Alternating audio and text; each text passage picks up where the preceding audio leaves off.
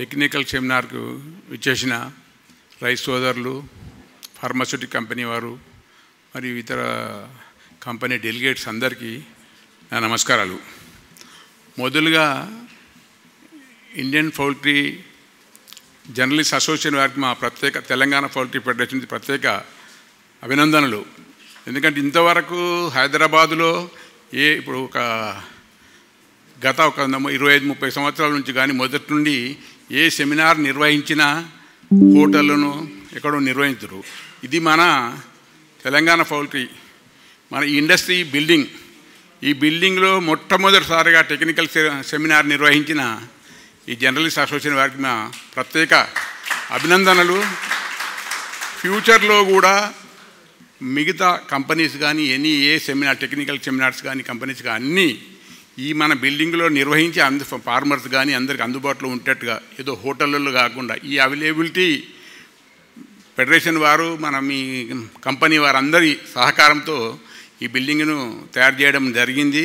అందుకు దయచేసి మీరందరూ కూడా ఫ్యూచర్లో ఏ టెక్నికల్ సెమినార్ కానీ ఇక్కడ నిర్వహించగలని మేము మీకు అందరికీ తెలుపుతున్నాం. ఇప్పుడు పౌల్ట్రీ మన హైదరాబాదులో మొదటి నుండి కానీ హైదరాబాదు ఇది ఎగ్ బాస్కెటు,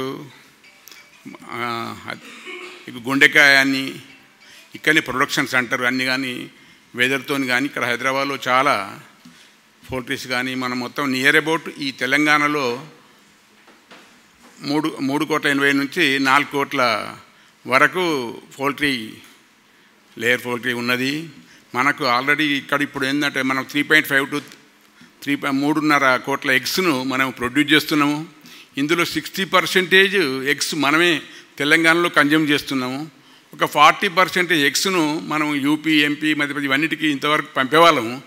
ఇప్పుడు అక్కడ గవర్నమెంట్ వాళ్ళు ఏం చేశారంటే అక్కడి అందరికీ ఏ స్టేట్లో అన్ని స్టేట్లలో కూడా వాళ్ళు సబ్సిడీలు ఇచ్చి అన్ని రకాలుగా వాళ్ళ రైతులకు ప్రోత్సహించుకుంటూ అక్కడే చేసిండ్రు.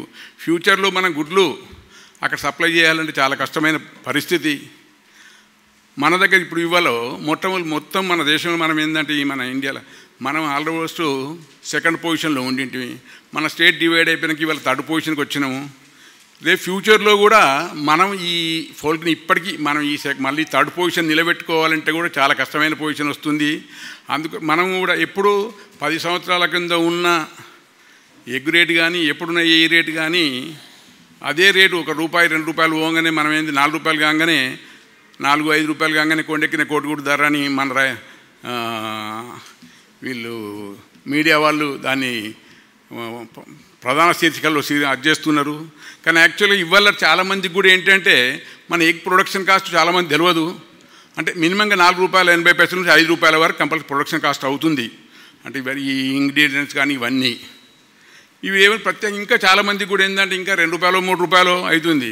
మనం 15-20 సంవత్సరాల కింద చూసుకున్న ఛాయ్ ఎంత ఉండండి, ₹2 నుంచి ₹5 వరకు ఉండే. ఇవాళ 15 నుంచి ₹20 అయింది. కానీ మన గుడ్డు అక్కడే అదే పొజిషన్లో అప్పుడైంది. మనం చిన్నప్పటి నుంచి చూసినాక అదే ₹1-2 అన్నట్టు ఇప్పుడు కూడా అంతే ఉంటుంది. టమాటా లెక్క పోతే 120 పోతుంది, లేకపోతే ఇంత పోతుంది. మళ్ళీ ఇందులోకి ఈ బర్డ్ ఫ్లూ సమస్యలు వీటితోనన్నీ మొన్న మనకు 2-3 మంత్స్ అది ప్రాబ్లం. మన ఎగ్స్ని మనం ఇప్పుడు ఫ్యూచర్లో కూడా వేరే స్టేట్లకు పోయే అవకాశాలు లేదు. మన దగ్గర మనం కన్జంప్షన్ పెంచుకునే అవకాశం ఎట్లయినా చేసుకోవాలి. లేకపోతే మనం వీళ్ళలో నిలబడే సోర్సెస్ మనం ఉండకుండా అవుతుంది. ఫ్యూచర్లో కూడా ఇంకా ఎక్స్పెన్షన్ కూడా జనరల్గా ఇప్పుడు ఏంటంటే హెచ్ఎండిఏ పరిధి కూడా 100 కిలోమీటర్ల వరకు చేసిండ్రు.